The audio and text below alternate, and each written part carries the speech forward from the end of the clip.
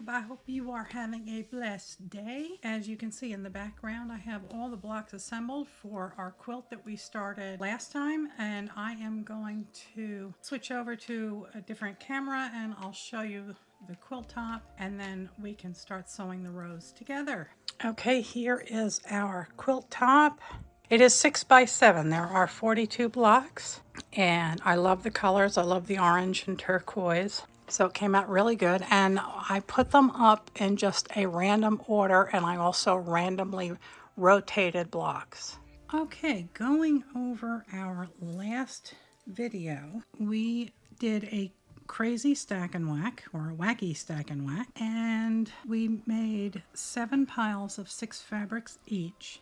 The first stack of 6 was 2-inch, the second stack was 2.5, and then 3.5, 2, 2.5, 3, 3.5, 4, 4.5, and 5.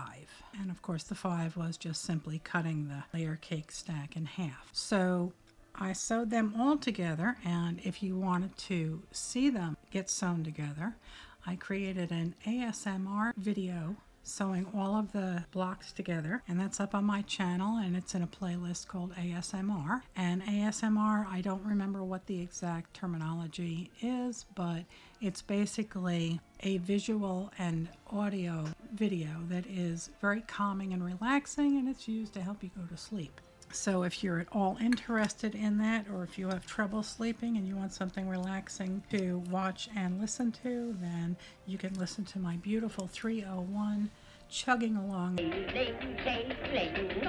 as we put this top together. So I am left-handed, so I do everything from left to right, and I have the first row, and we're going to start sewing it together. So this was the top left, and then this one down here at the bottom was the top right.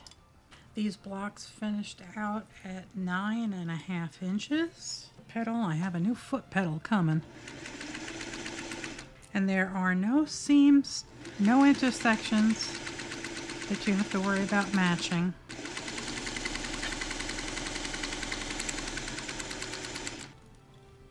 And hello there, Mr. Dinky. Just going to do a quick finger press, and I'm going to be finger pressing all the seams to the right, and then the next row will be to the left, and that way when I sew the rows together, my seams will nest together. And I think this one I'm actually going to swap out for down here, because I have that fabric.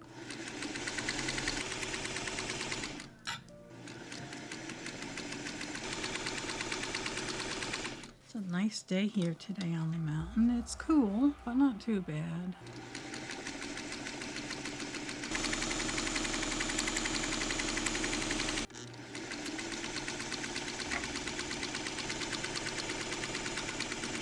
The last block for the first row. I don't normally make quilts this big because of my spine and my neck handle maneuvering large quilts through a sewing machine for the quilting. It just destroys my neck and my back.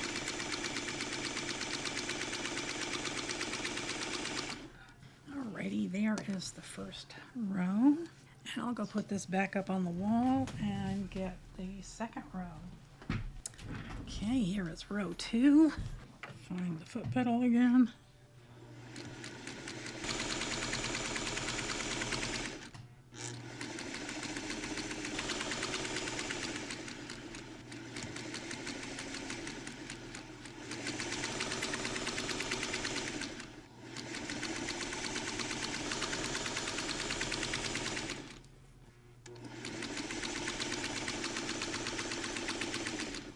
This is the last block for this row.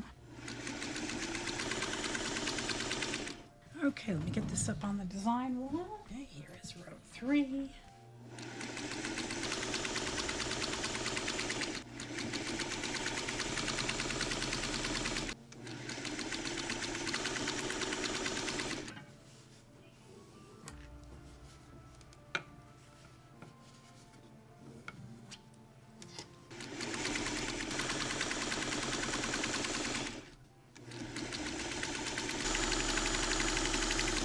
Okay, last block for the third row.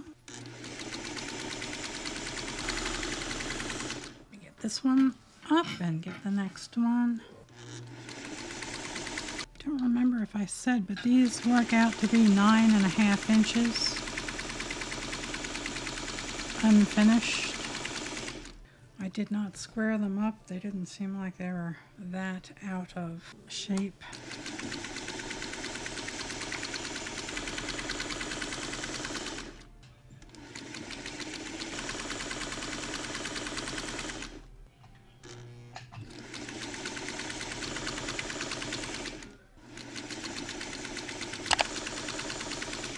Last block of this row.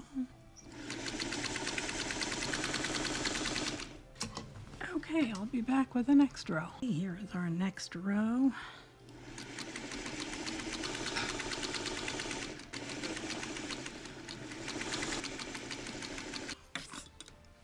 You put me down, stupid human.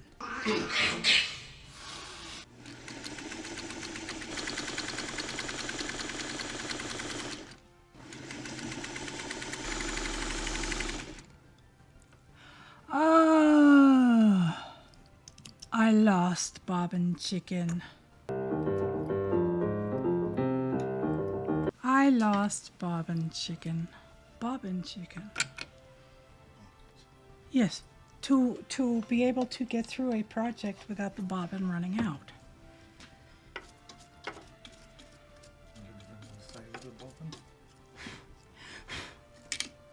No, I mean it obviously it does, but it's just something that we do, you know. We say, Bobbin Chicken, I lost. Okay, I had a bit of a brain fart. I lost at Bobbin Chicken, and my bobbin ran out, and I rewound it, and then my machine refused to sew. No, I don't wanna, no. I changed the needle, I did everything. I cussed, nothing worked, and then, oh yeah, and then Sanjay has been working on the Singer 128, the little hand crank, and we were talking about it. And for some reason, I couldn't thread my machine correctly. I was going left to right, and that's not the way it goes. It goes right to left. Yes, on the 128, it goes left to right. So I was having a bit of a brain fart, and I changed needles. I probably tossed out a perfectly good needle, but it's in the bottle with all the rest of them, so it is staying there. I'm not picking it out of the bottle. I buy them in bulk. Okay, so we have 2 more to do on this row, and then we have the last row, and then I can sew the rows together, and we will have ourselves a quilt top. And when you see me pick this up like this, I have a seam that wants to go this way. So I'm just picking it up so that it will lay the way it wants to lay as it goes under the needle.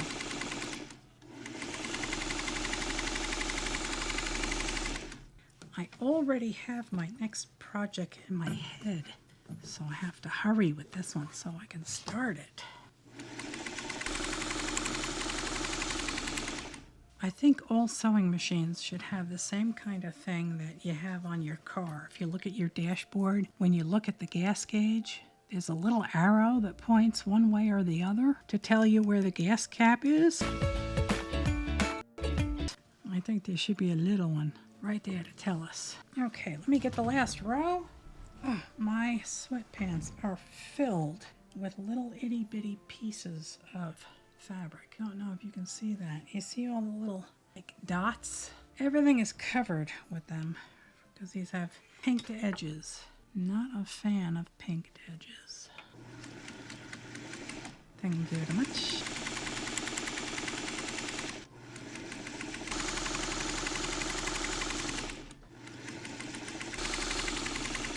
This machine is such a joy to use.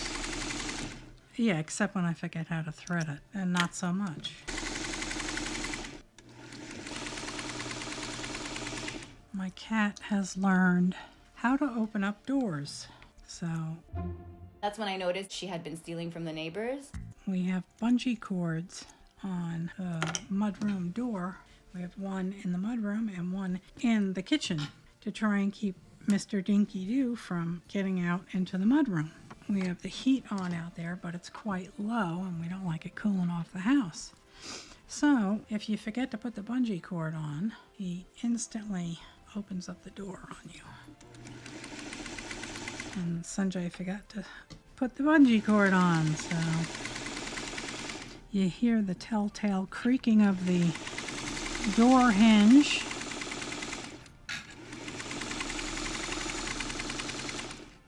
Okay, that is the last row all done, and I'll be back in a minute and we'll start sewing the rows together. Alright, so I'm not pinning, I'm just nesting the seams. See, if they're both going like if they're both going in the same direction, you end up with this big hump. So if you iron them so that they go in opposite directions, they'll actually kind of catch and they fit real good.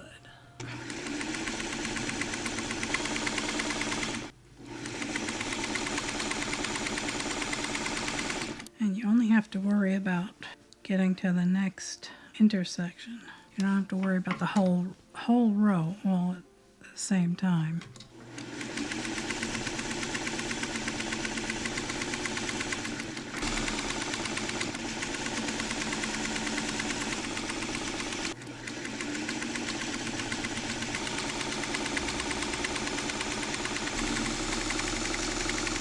You've seen me sew this row together. All the other rows are going to go together the same way. You see, I got a nice little intersection there and a nice little intersection there. So that's basically how you're going to do it. You're going to make sure that the intersecting seams are folded over opposite to each other, and they will nest together real well. And I will come back when I have the rest of the top sewn together and up on the wall. Hey YouTube, there it is. This is our second quilt top of 2023. Number of the day is 2. And it is all sewn together and it looks pretty good, nice and colorful. And I don't know what the size of this is. I'm guessing it's, maybe a full size or a twin size. Like I said, I don't normally make quilts this large because of my spine and my neck. They can't handle the weight of the quilts and trying to shove them through a small sewing machine. There we have it, nice and colorful, a nice scrappy looking quilt. It only took one layer cake. There was no scraps, there was no waste, so it worked out real well. So there we have it, YouTube. This second quilt top is in the books for 2023. I will add it to the stack. One of these days, I've got to start quilting. But I want to thank you all so much for watching. I want to thank you all so much for subscribing. If you haven't, please do hit that subscribe button. And please ring the little ding-a-ling, because that lets YouTube know that you want to know when I post a new video. I will see you right back here at 70 Acres Studio with our next project very, very soon. Again, thanks so much for watching. Take care of yourselves and God bless. Good night, Elizabeth. Good night, John Boy.